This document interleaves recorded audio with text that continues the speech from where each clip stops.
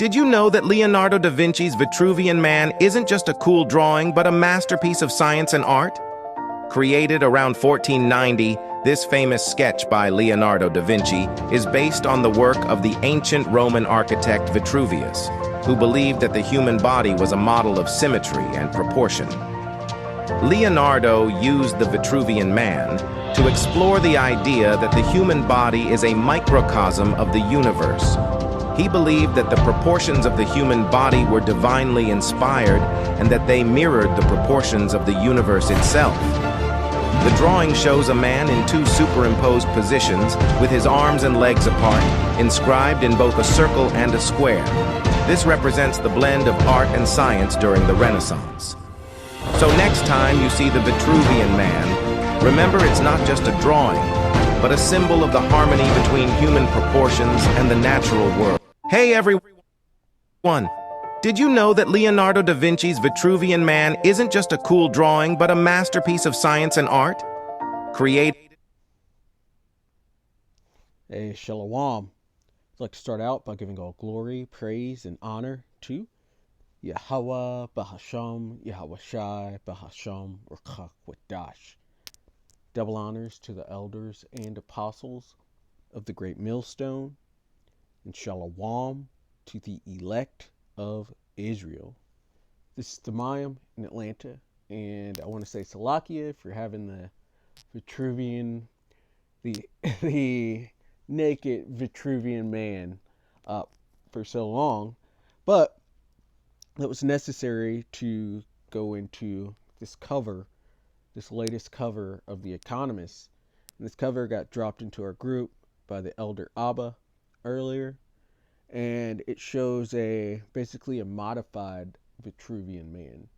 And you can see from his head he has these different implants going in, then he has two syringes as well, showing the drugs that they want to put into people and showing the modifications, especially these brain modifications that they want to do to people in order to go into the next stage of human evolution. And even you see on the left there, it says rise of the superhuman, because Esau wants to push evolution to the next stage through technology, because they understand that they're not invited into the next stage of human evolution, which is only for the Israelites. And that's basically the second covenant, because the second covenant is going to put all the law, statutes, and commandments into the Israelites, in which having that on the inside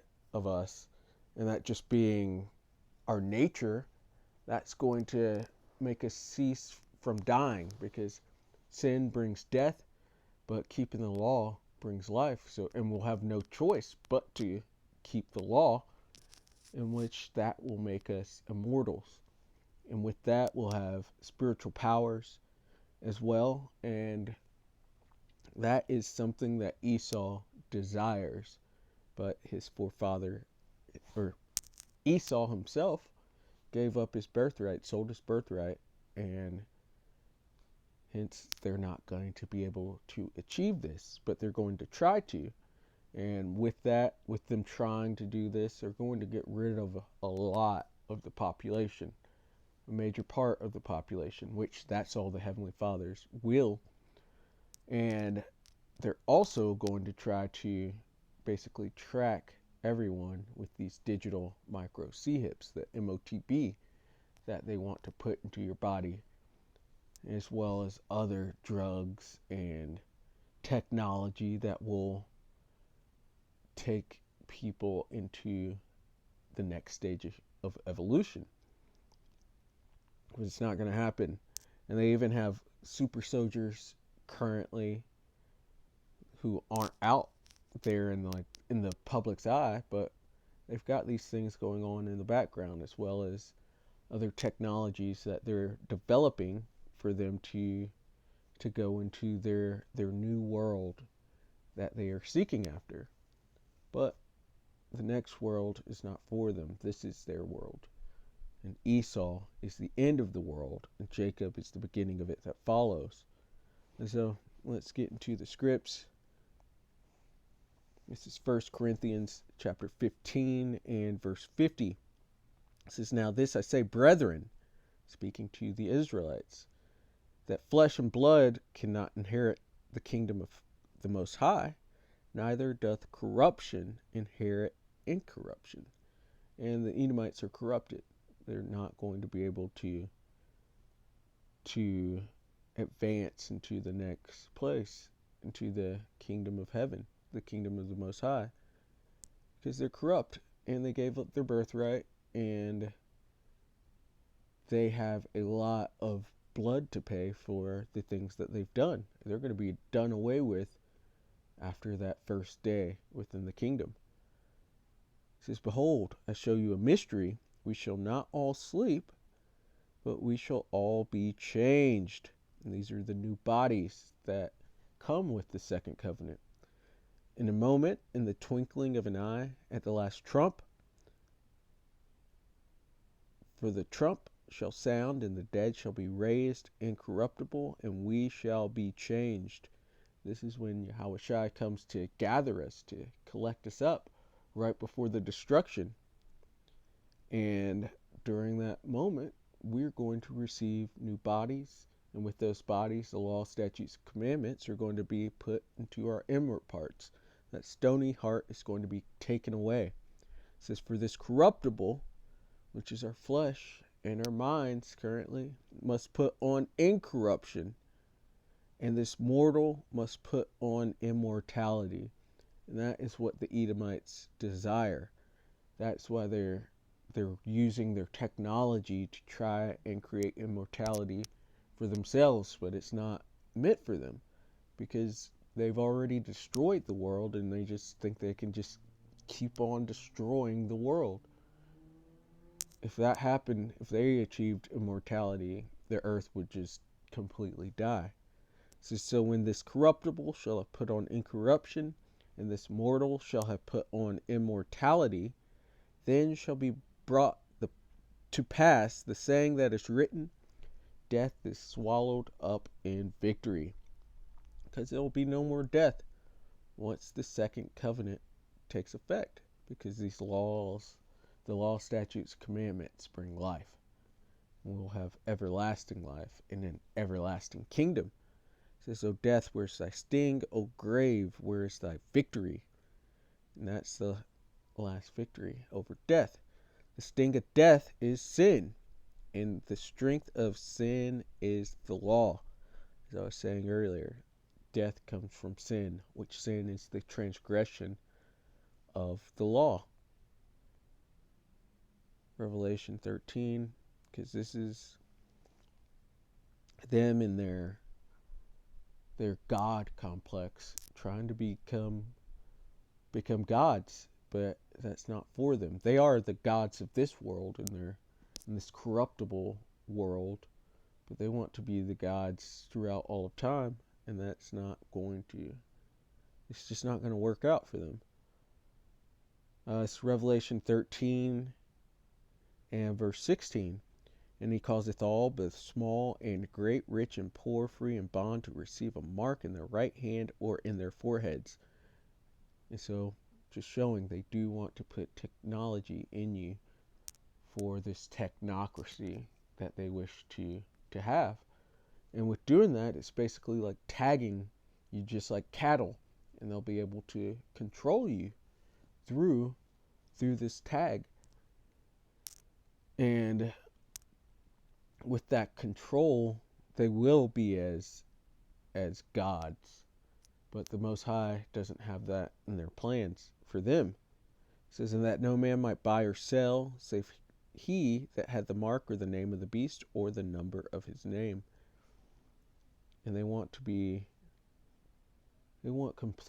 and total control over every individual on this earth. They want to be able to tell you when to go to sleep, or tell you what to buy, or tell you where to live, tell you how far you can travel and not travel.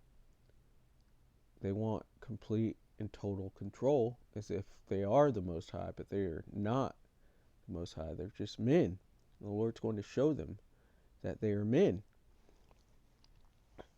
And ultimately, before they're going to get pretty far into their plan, into their NWO, but the Lord is going to pull the carpet out from underneath them. This is Job 20 and verse 22. In the fullness of his sufficiency, he shall be in straits, so in difficult places. And this is them building their technocracy. This is them building their NWO, or this next stage of evolution that they're trying to take people into, in which, going back to the Vitruvian Man, even though Da Vinci was an Edomite, he was able to recognize that the body is divinely inspired, which the Lord created us, and he created everything. Yahweh Hashem Yahushai created everything on this earth and said it was good. It was in perfect balance, perfect harmony.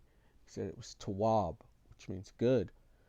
But Esau comes and he's like, nah, we need to throw a micro C-hip in them. We need to inject them with these drugs that'll make them supermen or super soldiers or whatever, and install all these things. We need to corrupt the earth in whichever way they have planned. They're the ones that are basically messing with all of creation. They're taking it out of balance. They're trying to prove that it's balanced, like the Vitruvian Man, but with technology. But it's all going to go haywire, because that wasn't meant. Our bodies reject foreign objects, but they're trying to put all these foreign objects and foreign drugs and implants into people. It's not going to work. That's where that sore, that grievous sore, comes from in Revelation, from taking this implant that's not natural. But getting back to Job, little tangent. Job 20 and 22, in the fullness of his sufficiency, he shall be in straits. Every hand of the wicked shall come upon him. And that's going into the laborers. Actually, I feel like I think it's Imal, just to get it.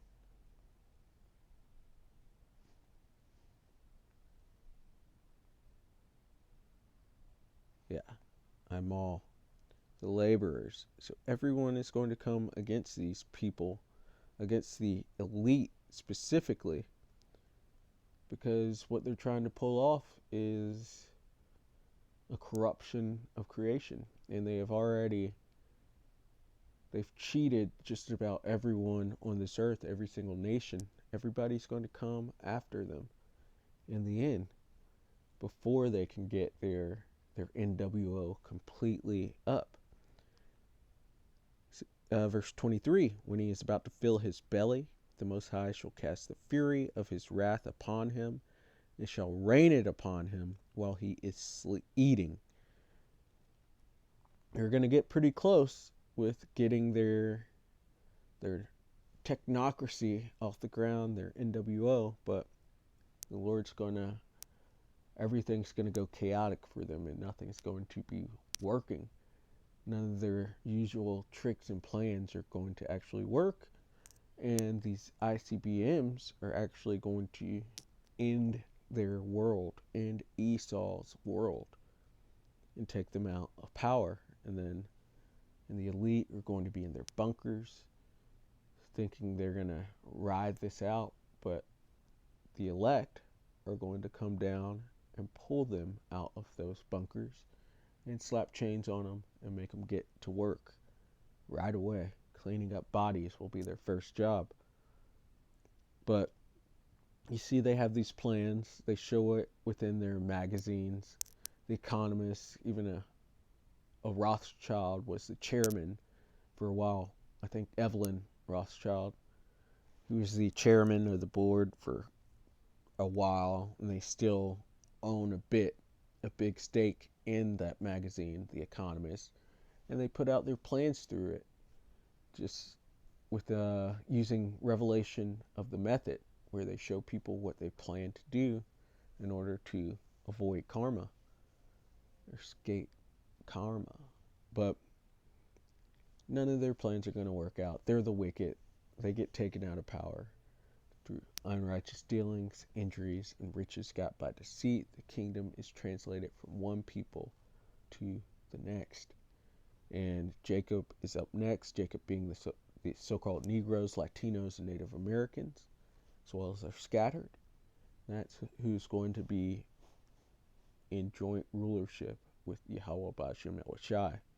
And so, Lord willing, that was edifying. I'd like to give all glory, praise, and honor to Yahweh Ba'ashem, Yahweh Shai, Ba'ashem Wadash. Double honors to the elders and apostles of the Great Millstone. Shalom to the elect of Israel. Shalom.